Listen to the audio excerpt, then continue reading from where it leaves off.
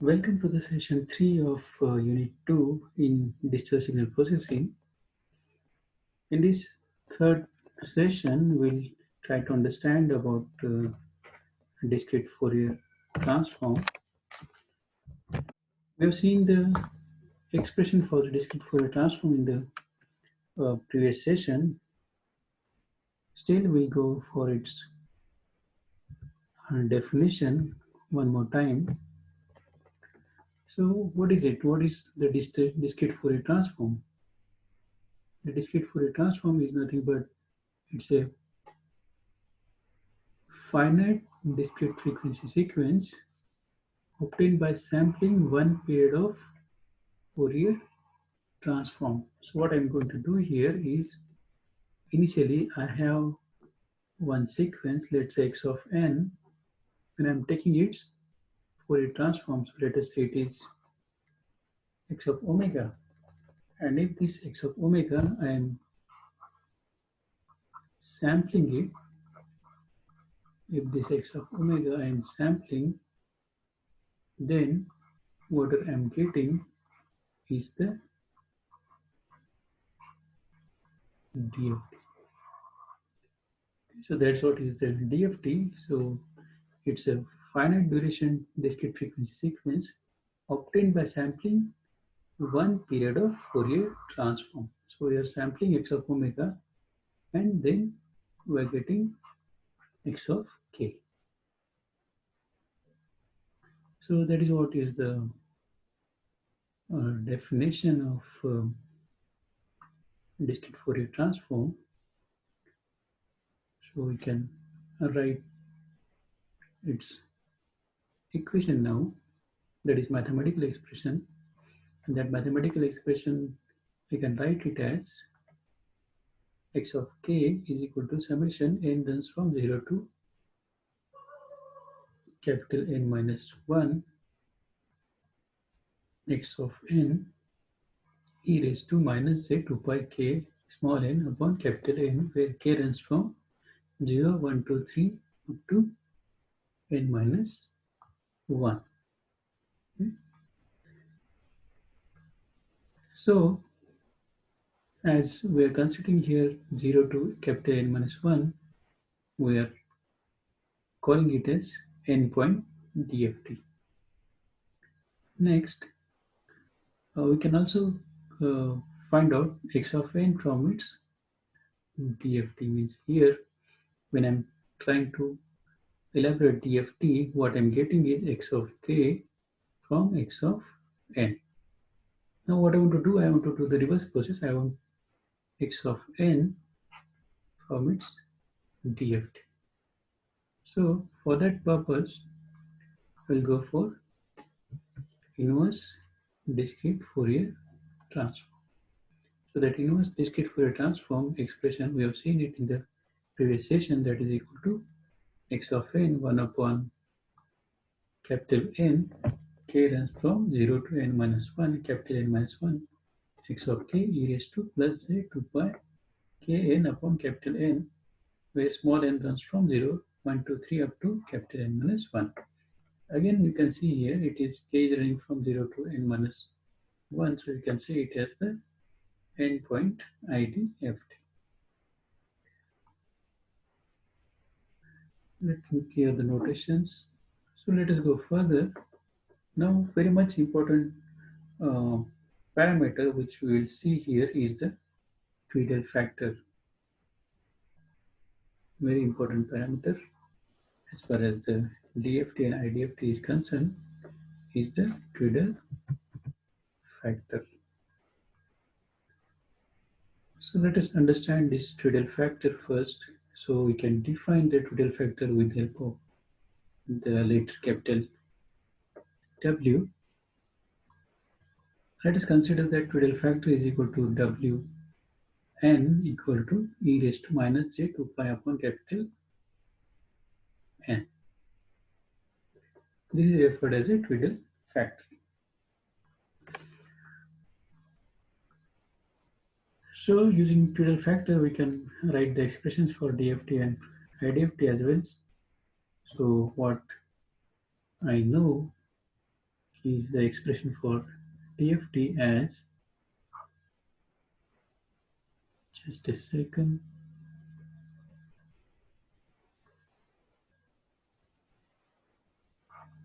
as x of k is equal to summation x of n e raised to minus a 2 pi k small n capital N, where n runs from 0 to capital N minus 1. So, and similarly, I can write the expression for inverse inverse DFT as x of n is equal to 1 upon capital N summation x of k e raised to, say, 2 pi k n upon capital N, k runs from 0 to n minus 1. So if I'll substitute this factor, this Wn is equal to e raised to minus j 2 pi upon capital N. If I'll substitute this Wn in these two equations, this is my, let's say, equation 1, and this is my, let's say, equation 2. If I'll substitute uh, this twiddle factor in this equation 1 and equation 2, then what I can get here is x of k is equal to summation n runs from 0 to capital N minus 1 x of n e raised to, now what I can write in terms of twiddle factor, I can write it in terms of twiddle factor as, let me use some another pen. So for this, what can I write is w, and now it is e raised to minus j 2 pi upon n is there, e raised to minus j 2 pi upon n is already there. So what I can write here is kn. So the equation becomes x of k equal to summation x of n e, not e raised to w subscript n superscript k small n. Similarly for inverse DFT, what is the change? The change here would be small x of n equal to 1 upon n summation x of k, and here instead of that exponential term, what you can write is w subscript capital N superscript minus k n. So let us write this equation. So the same equations we can see here, that is x of k equal to summation x of n w capital N small k n, and then for the inverse DFT, what you can write is x of n 1 by n summation x of k w subscript capital N superscript minus k n. So this is what is the use of twiddle factor in the equation of DFT and IDFT. So let us go further. Let us go for the linear transformation. So in this linear transformation, let us consider the sequence. Let's consider the sequence, that is discrete time sequence at small x capital N. Then let us consider DFT as capital X sub n and Wn, that is the twiddle factor. So let us consider this. So this is nothing but my discrete sequence.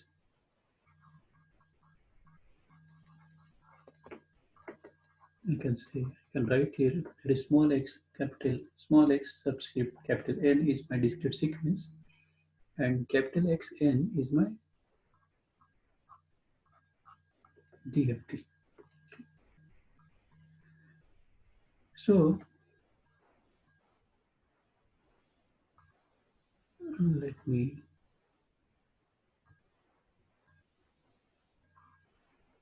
complete this. So twiddle factor I can write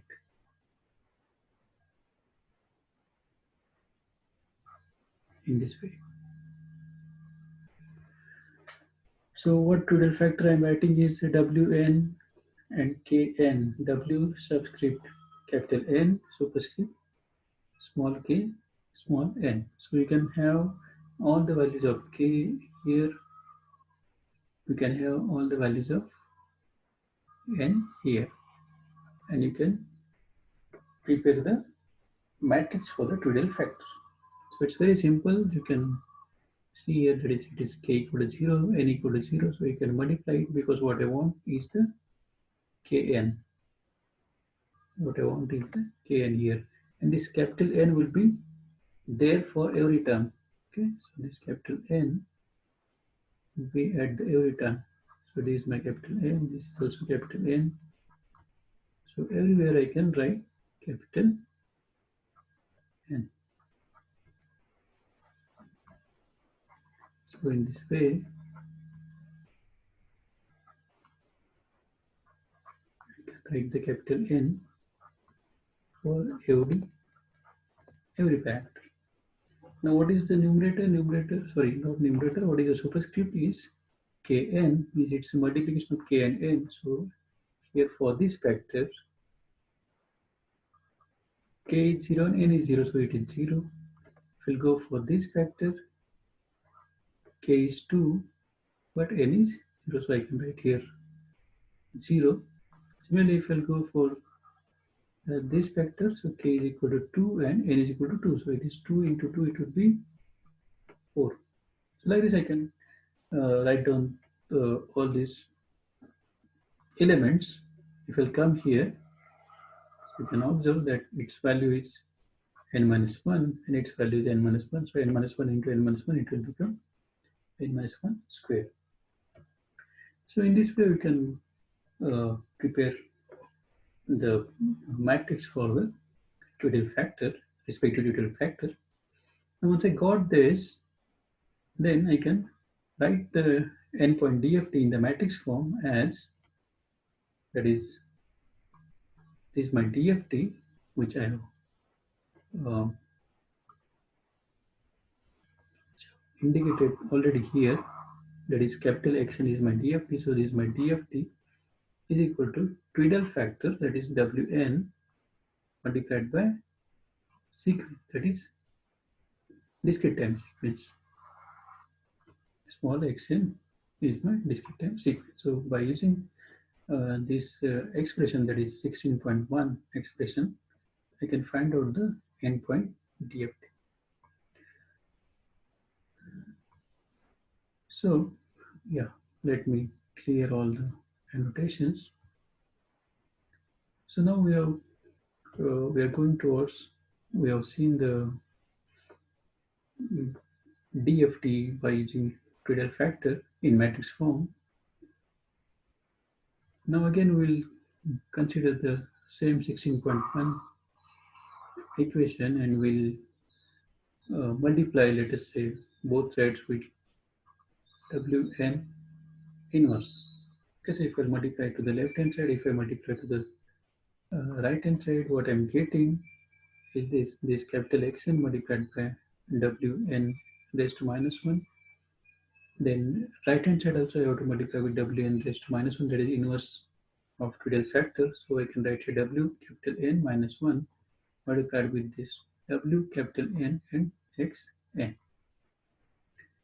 Next, if I'll go further, then what I can say is this Wn inverse and Wn will be identity matrix, or you can see it as 1. So ultimately what I can write is this small xn, I can write it here, and this capital Xn into Wn inverse I can write it here. So what I'm getting here is nothing but the inverse DFT expression. So I will indicate it by 17.1. So this is what is the inverse DFT expression. In fact, this inverse DFT expression I can express in the matrix form as small xn equal to 1 upon n wn asterisk into capital Xn, where xwn asterisk is nothing but what? Is nothing but the complex conjugate of w subscript capital N. So next, let me clear the annotations. Yeah, next point is the cyclic property of twiddle factor. So what is it? It is simple, that is just Wn, that is the twiddle factor which I have, it is having a periodicity property. So let us go further. So let us consider an 8-point DFT, that is capital N is equal to 8. So what we have, or where we have started, is this W sub capital N is nothing but e raised to minus a 2 pi upon N. Now this capital N is equal to 8, or if we'll go in detail, then this twiddle factor is W sub M subscript capital N small k small n is equal to e raised to minus a 2 pi kn upon capital N. Now we can put n equal to 8 in this expression. So what we'll get is the W, this capital N will be replaced by 8, Kn is equal to e raised to minus j 2 pi Kn by 8. So it is 2 upon 8, so it will become 1 by 4. Now let's obtain all this W, let us obtain this all the values for this W8 Kn for different values of Kn. So I will put the different values of Kn and I will try to find out this twiddle factor for. So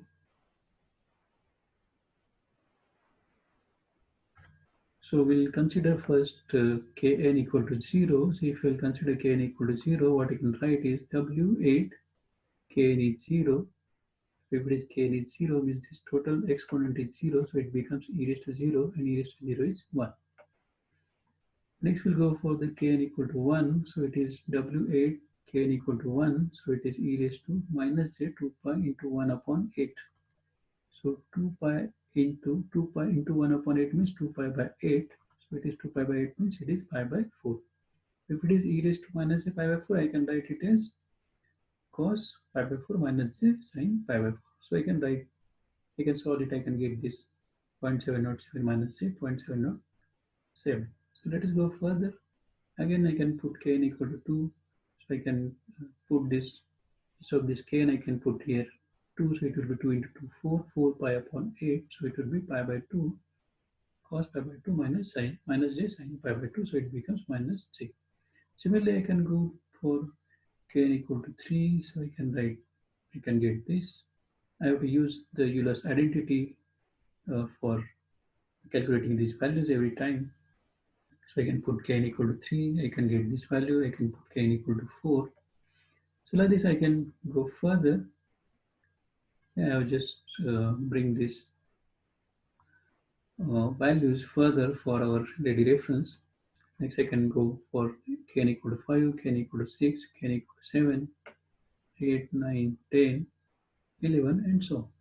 So if I'll observe these values, then what can I say here is, what are the value I'm getting for W at 0, that is 1, the same value I'm getting for W at 8. What are the value I'm getting here for W at 1, that is denoted by hash. The same value I'm getting it for W at 9.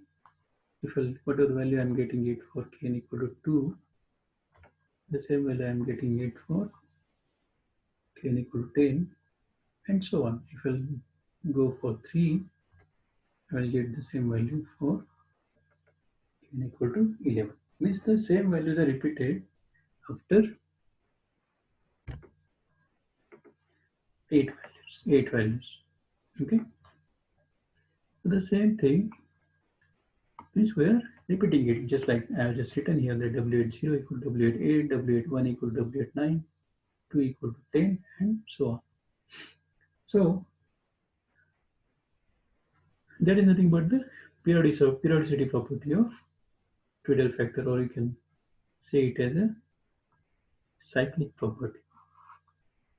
Cyclic property of twiddle factor. So the values are repeated in a cyclic manner. So the cyclic property of this twiddle factor, we can uh, see it with the help of the figure. Here once the annotations one more time. So if I'll go to draw the figure for the cyclic property of twiddle factor, what I want is the real of real part of Wn, that is twiddle factor. I can have the imaginary part of Wn, and you can see here the unit circle. I have drawn the unit circle because whatever the exponents I am getting, its amplitude is 1 here, its amplitude is 1 here. Let me use some another color.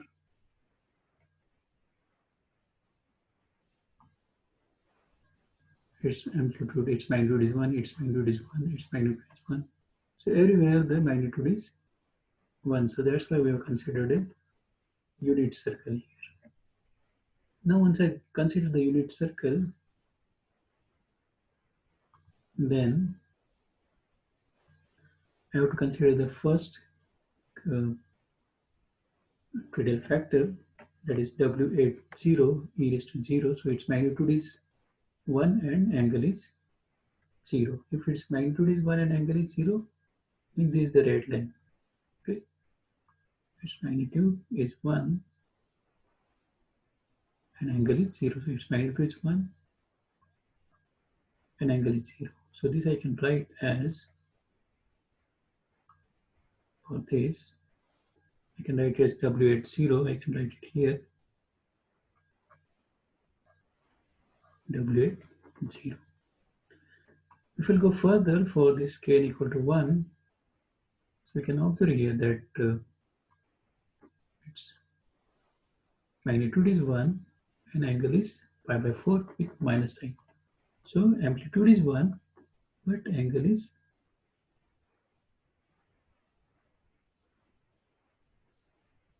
minus pi by 4. So what I'm indicating, how I'm indicating is this, is that it is a w at 1. So I can write here w at 1. So similarly, I can go further. I can go for this w at 2. So this is my w at 2. Again, you can see here that its magnitude is 1 and angle is pi by 2. So I can write it as w at 2 here directly. W at 2. Similarly, I can go further. I can do it for all values. So I can write here w at 3, w at 4, 5, 6,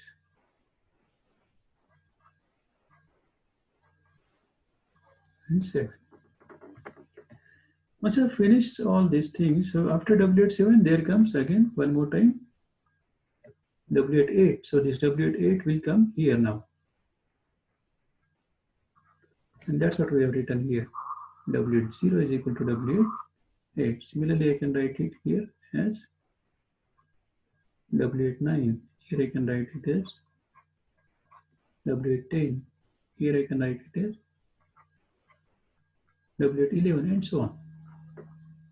So that is what is the cyclic property of twiddle factor. Means the values of twiddle factor is in cyclic fashion. Okay, it is in minus pi, but it is in cyclic fashion, means here you will get a W. Let me use some another pen. Okay, this is my W0, then it is my W1, W2, 3, 4, 5, 6, 7. After 7, it will be 8, 9, 10, 11. So the values are running in cyclic fashion. So this is referred as a cyclic property of twiddle factor. Okay? Cyclic property of twiddle factor. Okay? So I think that's it for this session. In the next session, we will try to understand the properties of DFT. Thank you.